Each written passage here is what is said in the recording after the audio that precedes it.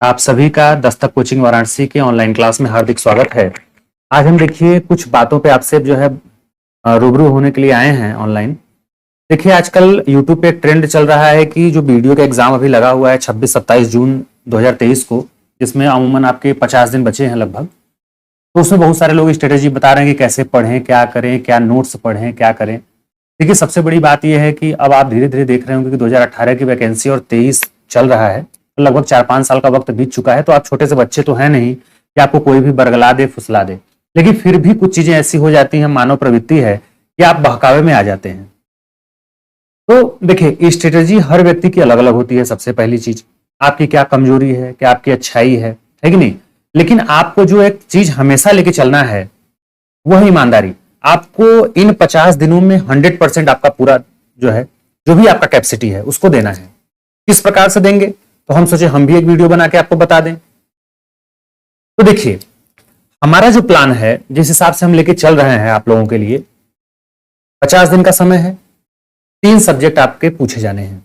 एक आपका हिंदी का सेक्शन है, एक आपका जो है रीजनिंग का है, और एक जीके जीएस है। ठीक, 2 चीजें हिंदी और रीजनिंग, इसमें क्या है कि ये चीजें आपकी सीमित है, सिलेबस का चैप्टर सीमित है। लेकिन जो जीके जीएस है वो काफी ब्रॉड सिलेबस है, पढ़ाई खत्म हो जाएगी ये अगर आप सोचें तो ये आप गलतफहमी में हैं। पढ़ाई तो हमेशा चलती रहेगी। जीके जीएस ऐसा सब्जेक्ट है जिसमें कोई भी आज तक कमांड ये कहे कि हम कर लें, चाहे वो यूपीएससी लेवल का बच्चा हो, चाहे छोटे एग्जाम का, इसमें आप नहीं कर सकते कि हाँ हम पूरा का पूरा क्वेश्चन बना ही ले जाएंगे। तो सबसे पहले आपको जो तैयार करना है, जो अच्छा नंबर देगा वो है हिंदी, दूसरे नंबर पे है रीजनिंग, और फिर तीसरे पे जाना है किस पे, जीके जीएस पे। और कहीं ना कहीं आपके सिलेक्शन में कह सकते हैं कि जो मेन रोल प्ले करेगा वो करेगा जीके जीएस, क्योंकि हिंदी और रीजनिंग तो आपको बेस दे देगा, आपको लड़ाई में कतार में शामिल कर देगा। लेकिन कहीं ना कहीं सिलेक्शन में लास्ट में आपको मुकाम जो हासिल हो, लक्ष्य के नजदीक ले जाने वाला काम कौन करेगा, जीके जीएस करेगा। तो पढ़ने का तरीका हम बताते हैं, क्योंकि आपके पास समय नहीं है ज्यादा, 50 दिन का समय है। देखिए जहां तक हिंदी की बात है, पहली बात कि यूट्यूब में आप देखेंगे, यूट्यूब जब खोलेंगे तो 22 तरह के लोग जो है दुष्प्रचार फैला रहे हैं, ऐसे पढ़िए वैसे पढ़िए, सबका अलग अलग देखिए अपना रणनीति है। पढ़ने का तरीका क्या हो वो आपके ऊपर डिपेंड करता है। पहले चीज कि क्या नहीं करना है, सबसे बड़ी चीज ये है कि पहले अपने मोबाइल से इंस्टाग्राम, फेसबुक, आपके शेयर चैट, ये सब चीजें आप डिलीट कर दीजिए। पहला काम, अगर कर पा रहे हैं तो ये चीजें डिलीट कर दीजिए। आपको 50 दिन तक सोशल मीडिया से दूर रहना है। पढ़ते रहेंगे, मैसेज टिन से आ जाएगा, तुरंत देखने लगेंगे, उसी चक्कर में 10 मिनट और गंवा देंगे। तो एक सही रणनीति बनाइए।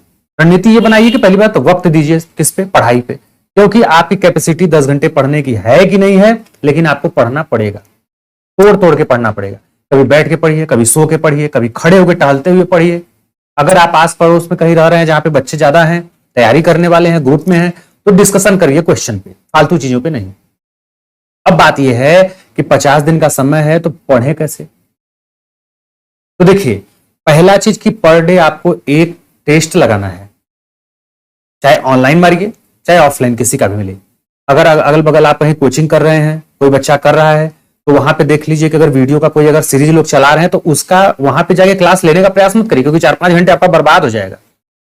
यूट्यूब पे क्या है, एक क्लास चलाएंगे 1 घंटे का, उसमें 4 ठो 5 ठो क्वेश्चन कराएंगे, 7 ठो कमेंट पढ़ने में 10 मिनट का समय बर्बाद कराएंगे आपका, तो उससे आपकी चीजें और बढ़ेंगी। तो देखिए पहली चीजें, आपको प्रैक्टिस जरूरी है। आप पढ़िए कम लेकिन प्रैक्टिस ज्यादा करिए, उससे तरह तरह के क्वेश्चन का आपको क्या होगा, रिवीजन होगा। और देखिए होता क्या है, जब आप रीजनिंग के क्वेश्चन को सॉल्व करते तो अमूमन होता है कि जब बड़ा बड़ा क्वेश्चन देखने को आपको मिलता है तो आप कहीं ना कहीं घबरा जाते हैं। तो ये प्रवृत्ति दिमाग से निकाल दीजिए। आपको क्वेश्चन अटेम्प्ट करना है, ये मत घबराइए कि हमसे होगा कि नहीं होगा, क्योंकि जब आप देखिए जूझना शुरू करेंगे ना, जूझने की अपने अंदर लत लगाएंगे ना, तो आप देखेंगे क्वेश्चन को बना ले जाएंगे। अब देखिए मैं हिंदी पे चल रहा हूं, ठीक है। हिंदी की कैसे तैयारी करें, हिंदी के लिए सबसे पहली चीज कि आपको जितना भी मटेरियल जहां से भी मिले प्रैक्टिस वाला काम करिए। प्रैक्टिस आप जितना करेंगे उसके लिए कोई नुकसान नहीं। दूसरी चीज, आपके पास लूसेंट हो हिंदी का, उसको पढ़िए। आपके पास ये देखिए नालंदा पब्लिकेशन की बुक आती है, ये है, आप इसको पढ़ सकते हैं, है कि नहीं। आपके पास अगर ये अंकित भाटी सर वाला जो है, जो आपके चलाते हैं, उनका अगर आपको बुक मिल जाए वो भी बेस्ट है। ठीक है। तो ये तमाम प्रकार की चीजें हैं, ऐसा नहीं कि सबके पास हर बुक उपलब्ध ही हो। तो एक अगर कोई भी आपके पास बुक है तो उसको आप पकड़ लीजिए हिंदी के लिए। अब देखिए हिंदी में क्या है कि हिंदी में लोग सोचते हैं कि संधि हो गया, समास हो गया, रस छंद अलंकार हो गया, यही मेन है। ऐसा नहीं है। जो मैंने बताया था शब्द विचार वाला पोर्शन है, जिसमें अव्यय हो गया, संज्ञा, सर्वनाम, विशेषण, शब्द शुद्धि, वाक्य शुद्धि अशुद्धि, उसमें वाक्य के प्रकार हो गए, है कि नहीं, ये सब सारी चीजें जिसमें हैं वो आपका मेन है।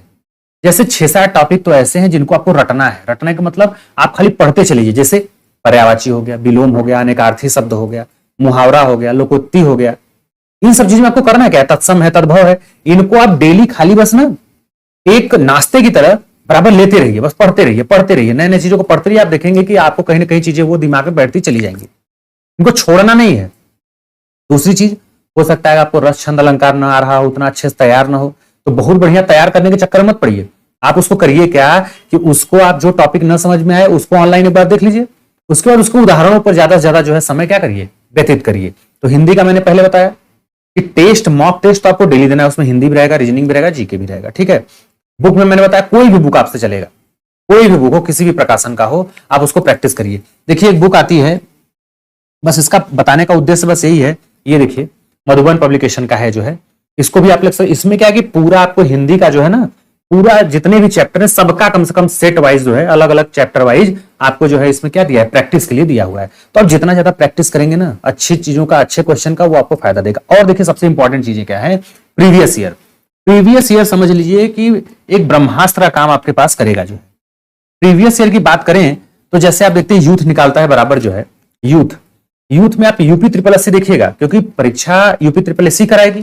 तो जितना भी नलकूप हो, ऑपरेटर हो, आपका जो है वन दरोगा का हो गया, चाहे कोई भी, जितना भी यूपी ट्रिपल एससी का पेट का क्वेश्चन है उसमें देख लीजिए किस प्रकार से क्वेश्चन पूछा है। राजस्व लेखपाल का हुआ था उसका देख लीजिए। कहने का मतलब क्वेश्चन आपको आ रहा है, अच्छी बात है, लेकिन कम समय में किस हिसाब से क्वेश्चन वो बनाएगा, ये आपको बझाने वाला काम करेगा। जैसे पर्यायवाची पहले ट्रेंड था कि इसमें से निम्नलिखित में कौन सा पर्यायवाची इसका नहीं है, कौन सा नहीं है, लेकिन अब क्या करेगा, 4 जोड़ा दे देगा, उसमें पूछेगा कौन सा जोड़ा गलत है, कौन सा मिलान सही है, कौन सा गलत है। तो ये सब चीजें देके आपके समय को क्या करेगा, वो फंसाने का प्रयास एग्जामिनर करेगा। तो हिंदी में आप कहीं से भी पढ़िए, मैंने 3-4 बुक का नाम भी बता दिए, 4-5-7 चैप्टर ऐसे हैं जिनको आपको रटना है। बाकी संधि समाज जितना आप ज्यादा से ज्यादा हो सके क्वेश्चन को बस देखिए, उदाहरणों को देखिए और समझते हुए चलिए, और मोबाइल से खास करके दूर रहिए। अब बात है रीजनिंग की। रीजनिंग के लिए क्या करें, 22 मार्केट में देखेंगे, देखिए आपके लिए चीजें कठिन होंगी, लेकिन जो बुक बनाने वाले हैं, जो पब्लिकेशन है, उनके लिए आसान है। अब जहां है कि वीडियो का एग्जाम लगा है, वो करेंगे क्या कि सीधे सीधे बस ये जिल्द बदल देते हैं, बस बाहर वाला खूब चमचमाता हुआ बढ़िया अट्रैक्टिव लगा देंगे और अंदर घास भूसा कुछ मटेरियल रहेगा, कट पेस्ट करके भर देंगे। तो देखिए रीजनिंग में भी क्या है कि रीजनिंग में कुछ ऐसे टॉपिक हैं जो कि आपको बहुत ज्यादा उस पर वो करने की जरूरत नहीं है। जैसे कोडिंग डिकोडिंग हो गया, है कि नहीं, उसमें आपके जैसे रैंक हो गया, सिटिंग अरेंजमेंट हो गया, पासा हो गया, ये सब चीजें जो है इनमें क्या करना है कि आपको जैसे वेन आरेख वाला हो गया पहला नंबर, उसमें कई प्रकार के क्वेश्चन है बैठाने वाला, उसमें आप खास करके एएलपी वगैरह का जब क्वेश्चन देखेंगे जिसमें बढ़िया बढ़िया क्वेश्चन पूछे गए हैं टफ में, उसको आप लगाने का प्रयास करिए, पजल लगाने का प्रयास करिए, ताकि आप देखेंगे कि आप अपने अंदर समय कितना कम ले सके सवालों को हल करने में। ये पहला चीज कि आपको डर निकालना है, आपके अंदर ये होना चाहिए कोई भी क्वेश्चन है हमको लगाना है, उसको छोड़ना नहीं है। पहली बात तो ये है, क्योंकि अगर आप छोड़ने का लत लगाएंगे तो आप एग्जाम हॉल में भी क्या करेंगे, बड़ा क्वेश्चन पढ़ेंगे, दिमाग तुरंत गड़बड़ाएगा, छोड़ देंगे, क्योंकि आप तो प्रेशर कभी का झेले नहीं है। तो ये चीजें आप ध्यान रखिएगा। रीजनिंग के लिए मैं देखिए बराबर देख रहा हूं ऑनलाइन, ये टारगेट है तो आलोक पे जो है रवि तिवारी सर हैं, वो बहुत ही बढ़िया पढ़ाते हैं, क्योंकि उनका जो स्टाइल ये है कि वो जो अभी ऑनलाइन टेस्ट भी उनका चल रहा है तो वो सब आप दीजिए, उसमें आपका फायदा है। ठीक है, फायदा क्या है कि चूंकि वो जो सीसेट वगैरह में जो क्वेश्चन रीजनिंग के पूछे जाते हैं, उनकी जो शब्दावलियां होती हैं वो जटिल होती हैं, आप समझ नहीं पाते हैं। आप नॉर्मल रीजनिंग का जो है क्वेश्चन लगा के जाते हैं, वहां पे घुमाने वाला क्वेश्चन देखते हैं, आपका हालत खराब हो जाता है, आपका दिमाग काम करना बंद कर देता है, आप फ्रस्ट्रेट हो जाते हैं, वहीं से चीजें जो आती भी हैं वो भी बिगड़ती चली जाती हैं। तो रीजनिंग के लिए टारगेट आलोक पे रवि तिवारी सर हैं, वो बहुत ही अच्छा जो है आपके लेके चल रहे हैं, उनका जरूर लगाइए, मॉक टेस्ट लगाइए, और रीजनिंग का तो उनका छोड़िए मत।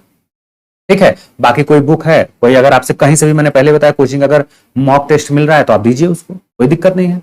वर्बल है, नॉन वर्बल है, घड़ी है, घन है, घनाब है, क्रमचय संचय है, परम्यूटेशन है, ठीक है, इनपुट आउटपुट है। तो ये सब क्वेश्चन इसमें से जैसे 4-5 टॉपिक आपको नहीं आ रहा है तो उसको आप बराबर जो अभी समय है आप 1 घंटा रोज दीजिए रीजनिंग पे, खाली बस क्या चीजों को जो हमें नहीं आ रहा है उसको समझने के लिए। अब जीके जीएस की बात करें तो देखिए जीके जीएस में बहुत चीजें हैं, हिस्ट्री है, ज्योग्राफी है, पॉलिटी है, आपका यूपी स्पेशल है, कंप्यूटर है। तो हमको देखिए लेके चलना क्या है और किस तरह से हमको पढ़ना है।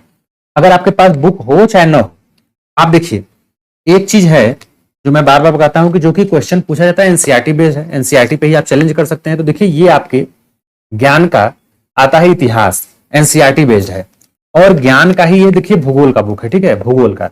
आप इसको जो है सरसरी निगाह से बस पढ़ते रहिए। इतिहास में क्या है, इतिहास में 3 पार्ट में डिवाइड है, आपको मालूम है, प्राचीन, मध्यकालीन और आधुनिक। प्राचीन में क्या है, प्राचीन में सिंधु सभ्यता है, वैदिक सभ्यता है, जैन धर्म, बौद्ध धर्म में पढ़ते चलिए, वहां पे उनके बचपन का नाम, उनका जो है जीवन काल, कितनी वर्ष में जो है वो घर त्याग किए, उसमें क्या चीजें हैं, किन चीजों को क्या कहा गया है, जो संगीतियां आयोजित हुई हैं उसको लेते हुए चलिए। मगध राजवंश में पढ़ लीजिए, क्योंकि वहां पे राजवंश से कहीं ना कहीं ऑर्डर में लगाने के लिए आ जाता है शासकों का क्रम, ठीक है। फिर वहां से हिस्ट्री में पढ़ते हुए मध्यकालीन में आएंगे तो मध्यकालीन पूरा मुस्लिम शासकों का है, वहां पे आप उसको पढ़िए। पढ़ने में है क्या कि पहले देखिए चीजें आपको क्या नहीं करनी है। कहने का मतलब जब एग्जाम दे रहे हैं तो जो सरल क्वेश्चन है वो आपको नहीं छोड़ना है, कठिन छोड़ देंगे चले, क्योंकि वो सब लोग लगभग छोड़ेंगे, लेकिन सरल आपको नहीं छोड़ना है। हिस्ट्री में जितने भी राजवंश हैं, जिनके संस्थापक हैं, वो आपको याद कर लेना है। जितनी लड़ाइयां हैं वो लिख लिख के याद कर लेना है। ये काम आप प्रैक्टिस वाला करिए। हम तो ये कहेंगे कि अगर आप स्ट्रेटेजी बना रहे हैं तो ये काम करिए, जैसे अपने समय को 3 भाग में डिवाइड कर दीजिए। सुबह के टाइम, सुबह 6 बजे से लेकर 12 बजे तक आप हिंदी पढ़ लीजिए।